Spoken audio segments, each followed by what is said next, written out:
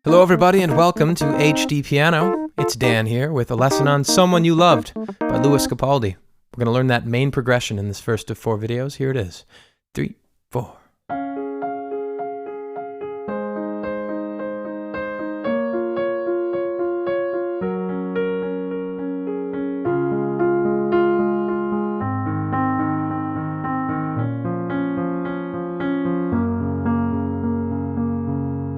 That repeats for almost the entire song. You can learn the rest of this lesson at HDpiano.com. That includes a melody version where we put Lewis's melody line, his vocal line, in the top voice. And there's some other stuff there as well. I've got a question before I get breaking this down. I'd like to know, this is such a simple song. I mean, I was analyzing it and 4 chords for the most part, and it's just got this same riff over and over. Totally cool. It works. I've got no problems with it. But it did get me wondering, are there any other songs that are so simple in production but yet have such a heavy vibe, a heavy sound to them? Comment below. I think All of Me by John Legend might also fit the bill. Here's middle C right here. And let's learn these 4 chords to start because that'll get us a pretty good distance. We start with a D flat major chord, and this is the shape we'll use. D flat in the left, A flat, F in the right. We follow this chord with an A flat major chord, A flat in the left, E flat, C in the right. You'll notice the hands are kind of in the same shape. This would be the same voicing for each chord. B flat minor is the next one. B flat in the left, F, D flat in the right. And then the final chord in the same voicing is G flat major. G flat in the left, D flat, B flat in the right. Those are our 4 chords. They cover 90% of this song, and we play them in a couple variations, but they're all in this same shape, okay? Now, the accompaniment pattern we're using is also fairly simple. We're rocking the top and bottom note in the right hand, in that order. And then we do the same thing on each chord for 4 counts. Now the one nuance is right there on the G flat chord, 2, 3, 4. That top note goes down to A flat for that final beat. Ever so subtle nuance, but I think it adds a nice little shape to the progression. Okay, so let's try this slowly and let's see if we can do it together. 2 and ready and play and.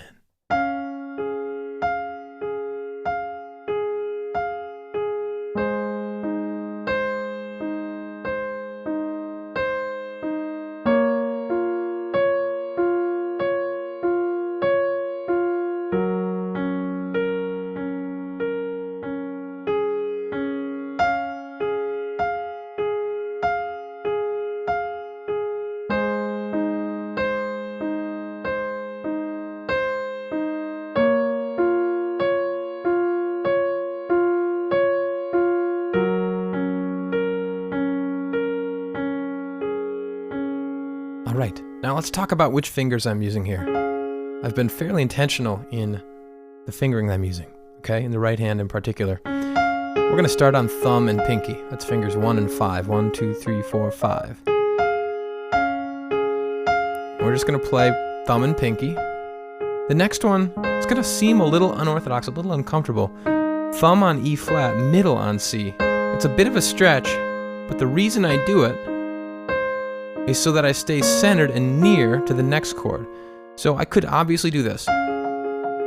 Jump, jump, jump, right? And play the same exact fingers for each new chord. The problem with that is it makes it really hard to transition between chords. I find myself stumbling, flubbing a lot, stumbling across other notes.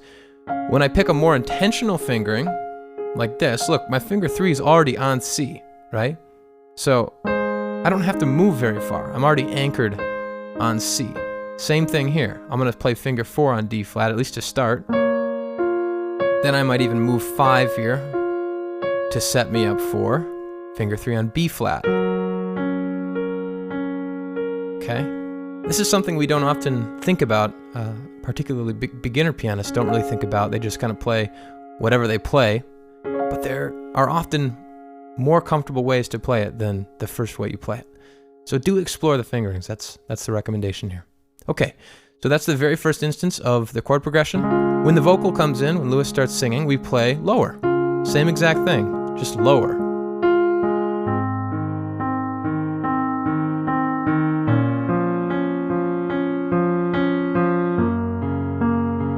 Okay, and we don't actually change there. On the verses and pre-choruses, and actually the choruses, we don't change that note. Okay, so we've got that for the verses. Pre-chorus, same exact thing.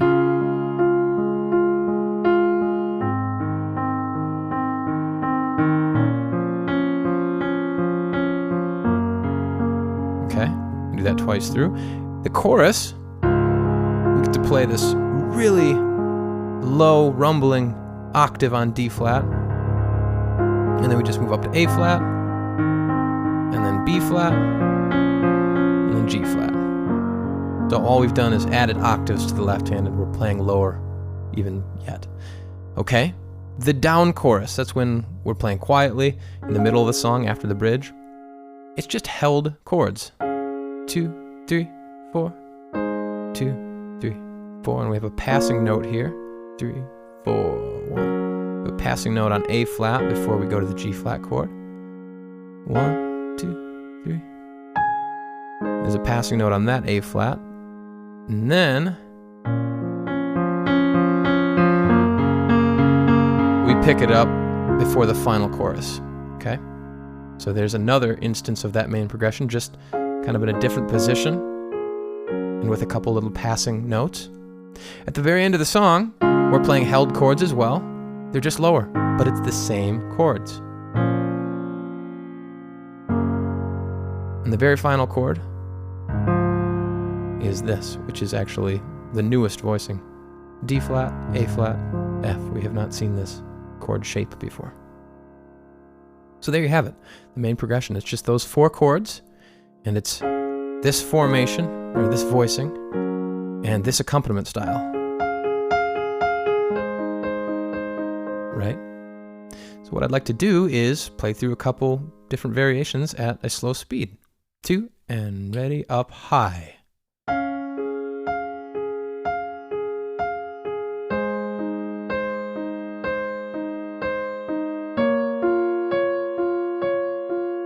And then we're going to bring it down low. This would be the verse coming up.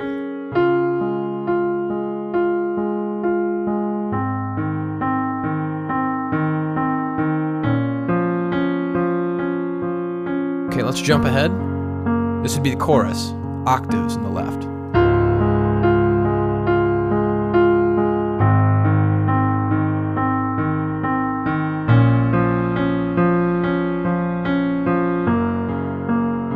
Okay, fantastic. Now let's try that at recorded speed, 110 BPM. 1, 2, 1, 2, ready, intro.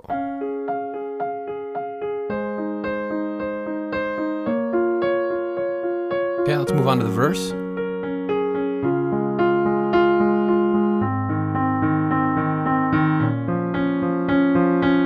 And here's the chorus.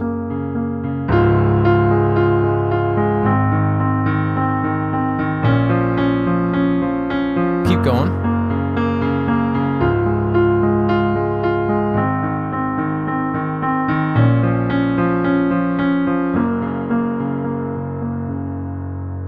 Fantastic job. We do have a little bit more music to learn. That's the bridge and I guess the end of the song. Then we're going to learn the melody version, putting Lewis's vocal line into the piano. All of that at HDpiano.com if you're not there yet. Send your song ideas to requests.hdpiano.com. Then find us on social media and say hello at HDpiano. That's it. I'm Dan, and I'll see you over there. HDpiano.com, the home of the hybrid piano lesson.